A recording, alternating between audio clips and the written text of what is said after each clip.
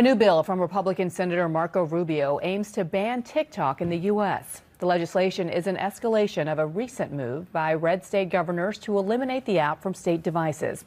Alabama and Utah are the latest to join the effort. It's 2023 and tensions are rising between the United States and China. And one of the companies that faces an intense amount of scrutiny and is facing a potential ban inside the United States is TikTok, one of the most popular social media apps in the world. In today's video, I'm going to reveal to you the real reason the US government wants to ban TikTok. And I'm going to be honest with everybody, this has absolutely nothing to do with national security. In fact, it is actually something much more simpler than that. But why don't we start today's analysis by examining how TikTok is being presented in American media today. And to do that, I'm going to show you a recent interview on CNN. Republican lawmakers primarily are using TikTok as the face of the Chinese government. Now, this, of course, is 100% false. In order to be the face of the Chinese government, that company must be owned by the Chinese government. And ByteDance is, in fact, a privately held company inside of China. And many people actually believe that China's government owns every single company. That, of course, is false. And if you just do a little bit of research, you can understand how ByteDance, the parent company that owns TikTok, is actually structured. This is a great article from the Harvard Business Review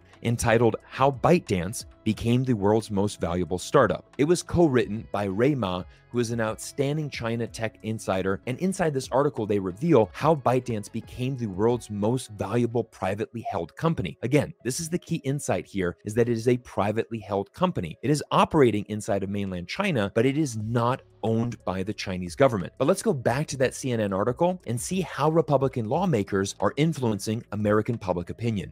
And so to show to their constituents, which is very popular right now to have a hard stance on China, to show to their constituents that they're taking this hardline stance, they are basically saying we want to ban TikTok and using this as a vehicle to deliver that message to their base. And this is exactly what Republican lawmakers are doing. They are essentially using this ban of TikTok as a way to show Democrats that they are being very strong. And ironically, this is the only thing that unites both Republicans and Democrats inside this country, being strong and being anti-China. And this is a very dangerous thing moving forward in our society. Let me show you another CNN article that further illustrates this point. This is an article entitled TikTok is Digital Fentanyl, Incoming GOP China Committee Chair Says. And this is the interesting thing. The Republican lawmakers, again, are telling the American public that TikTok is a dangerous tool used by the Chinese government to brainwash the American public. They want you to believe that Chinese social media is very evil, but American social media is pure, clean, and there's nothing to worry about. Of course, we all know that nothing can be further from the truth. I found this article from MSNBC, which really pushes back against this narrative of all of these U.S. lawmakers trying to ban TikTok. The title of this article is U.S. Lawmakers' Obsession with Banning TikTok Continues, and the very last paragraph shows a very interesting insight. Lawmakers and others who focus singularly on banning TikTok as though it represents a unique level of danger compared to other social platforms show us how little they actually know about the pitfalls of social media. Now, let me give you some concrete evidence that TikTok is indeed not a national security threat inside the United States, and I'm going to take you back to September 14th, 2022, and this is a written testimony that was given before the United States Senate Committee, and the person given this testimony is Vanessa Pappas, who is the Chief Operating Officer at TikTok. And one of the major concerns for TikTok inside the United States is where is the data being stored? Many people fear that US data is being sent to Beijing's government, and the Chief Operating Officer immediately answers this question. Here's the question from the US Senate. What are the locations of the servers and data centers overseas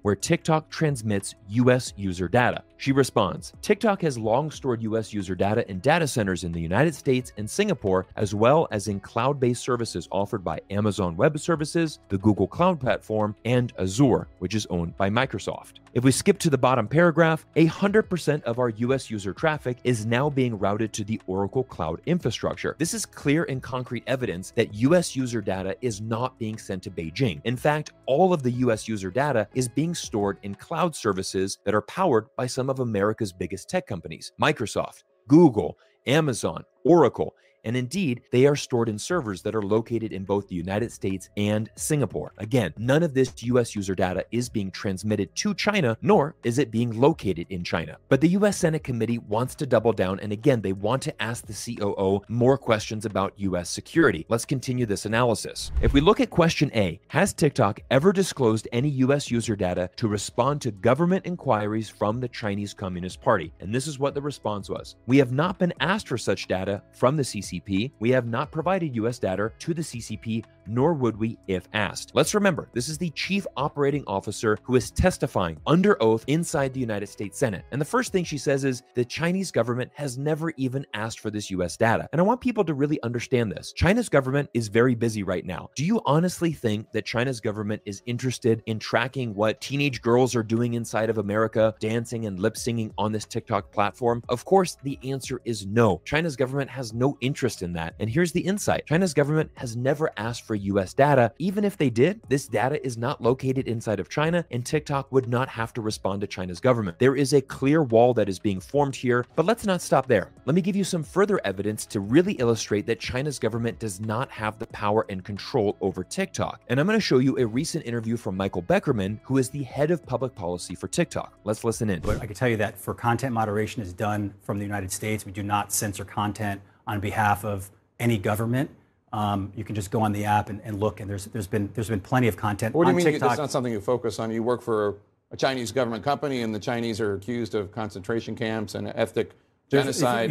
So here is CNN's Jake Draper, who once again makes the same mistake as many people in the West do. He calls TikTok a Chinese government company, which, as we've proven in this video, is 100% false. TikTok and its parent company ByteDance is actually a privately held company. Again, it is not owned by the Chinese government. But by simply saying that, all of a sudden CNN is trying to brainwash the American public to think that TikTok is something it's not. You have to be aware of these pitfalls in Western media. They are using these tactics to deceive you. You can find all of this content on TikTok. But why won't you acknowledge? So CNN Jake Draper immediately goes off topic and starts bringing in the accusations of a cultural genocide in Xinjiang. And here's the interesting thing, and I'm going to give everybody a challenge here. If you really want to see how TikTok content is not being censored by China's government, simply go on the app right now and type in Uyghur and look at the videos that are presented there. You can see many of these videos actually are talking about the accusations of China's, cultural genocide. And again, if China's government really had the ability to censor content on TikTok, we know that China's government would take these down. But because TikTok is operating freely and independently inside the United States, this is again what Michael Beckerman is really trying to prove here. He's saying simply go online, use TikTok, and you can see many, many examples of free and open dialogue. And again, this is separate from China's government. You can look on the app and you'll find plenty of content about that as well. It's not something that we censor. It's not something that we draw back.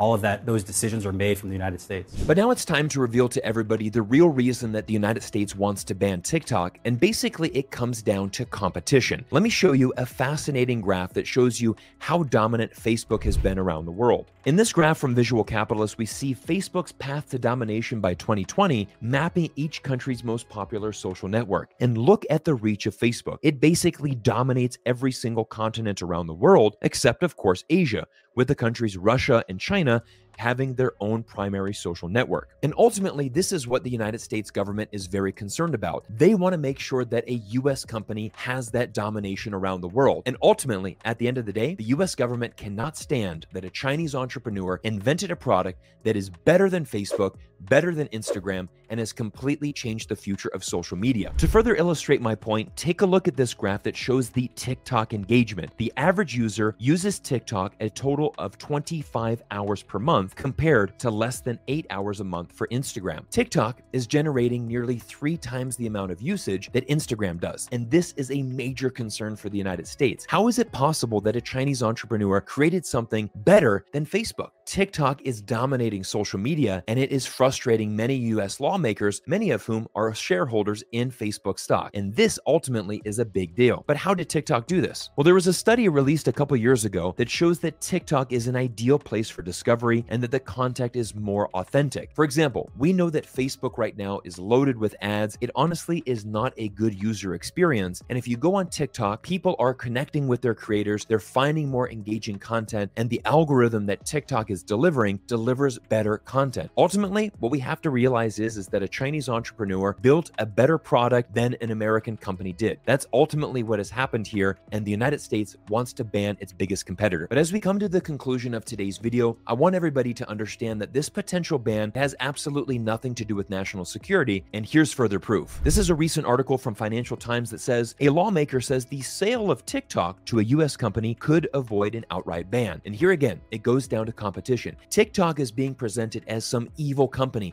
that is trying to spy on the United States government. But ultimately, a lawmaker just came out and said, hey, China, if you go ahead and sell that asset to the United States, we're going to allow you to continue to operate inside of America. This shows you very clearly that this is all about competition. The United States is trying to say that this is a national security threat. We've proven that it's not. What they really want to do is they want to make sure that they can buy this asset because they realize what an incredible social media platform TikTok is. And ultimately, this is what America's real goal is. They want to buy TikTok and make it an American company. And as we conclude today's video, I have one final paragraph to show you. Again, this is a testimony from TikTok COO under oath, who goes on to state, ByteDance, the parent company of TikTok's investors, include global institutional funds such as BlackRock, Fidelity, General Atlantic, Sequoia, to name a few.